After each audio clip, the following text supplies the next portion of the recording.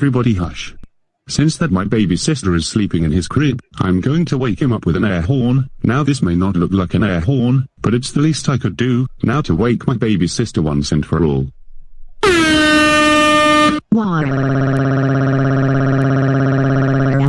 Mommy. Daddy. In my room. What's wrong, Eliza? Preston woke me up from my nap with an air horn. Preston, how dare you wake up your baby sister from his nap with an air horn? That's it. You are grounded for 233 months. Now go upstairs to your room now. Damn it.